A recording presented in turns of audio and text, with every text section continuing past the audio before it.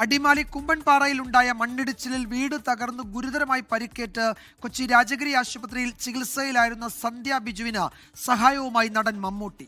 Video കോളിൽ സന്ധ്യയുമായി സംസാരിച്ച മമ്മൂട്ടി മുറിച്ചു മാറ്റിയ കാലിനു പകരം കൃത്രിമ കാൽ വെച്ചു പിടിപ്പിക്കാമെന്നും പുതിയ വീട് നിർമ്മിക്കാൻ ഇടപെടാമെന്നും ഉറപ്പു നൽകി. സന്ധ്യയുടെ ചികിത്സാ ചെലവ് നേരത്തെ തന്നെ മമ്മൂട്ടി ഏറ്റെടുത്തിരുന്നു. ആശുപത്രിയിൽ നിന്ന് ഡിസ്ചാർജായ സന്ധ്യ വാടക വീട്ടിലേക്ക് മാറി.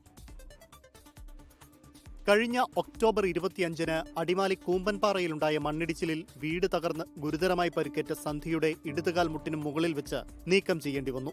സന്ധ്യയുടെ സുഖവിവരം അറിയുന്നതിനാണ് മമ്മൂട്ടി ഫോണിൽ വിളിച്ചത്. രാജഗിരി ആശുപത്രി health care promotions vice president Jose പോളിന്റെ ഫോണിലേക്കായിരുന്നു വീഡിയോ കോൾ വന്നത്.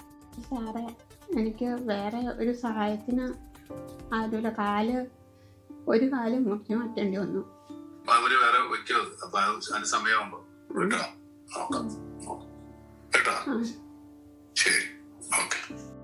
സന്ധ്യയ്ക്ക് കൃത്രിമക്കാൽ വെക്കുന്നതിന് വേണ്ട സഹായം നൽകാൻ care and share international chairman K മുരളീധരന് മമ്മൂട്ടി നിർദ്ദേശം നൽകി. സന്ധ്യയുടെ ചികിത്സ വിജയകരമായി പൂർത്തിയാക്കാൻ സാധിച്ചതിൽ രാജഗിരി ആശുപത്രി അധികൃതർക്കും മമ്മൂട്ടിക്കും കെയർ ആൻഡ് ഷെയർ ഫൗണ്ടേഷനും സന്ധ്യയുടെ സഹോദരൻ നന്ദി പറഞ്ഞു. ഇന്ന് 39 ദിവസത്തിന് ശേഷം എൻ്റെ പെങ്ങൾ ഇന്ന് ആശുപത്രി ഡിസ്ചാർജ് ആവുകയാണ്. കെയർ ആൻഡ് ഷെയർ ഫൗണ്ടേഷനും മമ്മൂക്കിക്കും പ്രത്യേകിച്ച് ഞാൻ നന്ദി പറയുന്നു. അദ്ദേഹം നമ്മളെ വിളിക്കുകയും നമുക്ക് കൃത്രിമമായിട്ട് കാല് ഫിറ്റ് ചെയ്യുന്നതിൻ്റെ കാര്യങ്ങൾ അദ്ദേഹം സഹായം ചെയ്യാമെന്ന് നിലവിൽ പറഞ്ഞിട്ടുണ്ട്. ദുരന്തത്തിൽ സന്ധ്യയുടെ ഭർത്താവ് ബിജുവിന് ജീവൻ നഷ്ടമായിരുന്നു. തകർന്ന വീട്ടിൽ മണിക്കൂറുകളോളമാണ് സന്ധ്യ കുടുങ്ങിക്കിടന്നത്. ആശുപത്രിയിലെത്തിക്കുമ്പോൾ ഇടതുകാലിലേക്കുള്ള രക്തയോട്ടം പൂർണ്ണമായും തടസ്സപ്പെട്ടിരുന്നു. അസ്ഥികൾ പലയിടങ്ങളിലായി ഒടിഞ്ഞ് പേശികളും കോശങ്ങളും ചതഞ്ഞറിഞ്ഞ നിലയിലുമായിരുന്നു. 8 മണിക്കൂർ നീണ്ട ശസ്ത്രക്രിയയിൽ രക്തയോട്ടം പൂർവ്വസ്ഥിതിയിലാക്കാൻ ഡോക്ടർമാർക്ക് കഴിഞ്ഞെങ്കിലും കാലിലെ ചതഞ്ഞറിഞ്ഞ പേശികളും കോശങ്ങളും പുനരുജ്ജീവിപ്പിക്കാൻ കഴിഞ്ഞില്ല.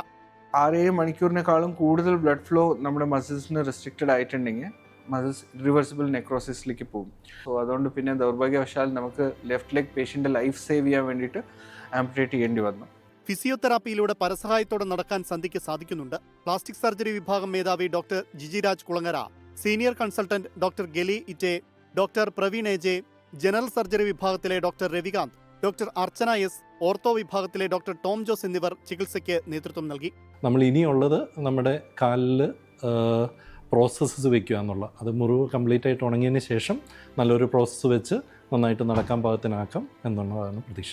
അർബുദബാധിതനായിരുന്ന മകൻ കഴിഞ്ഞ വർഷം മരിച്ചു.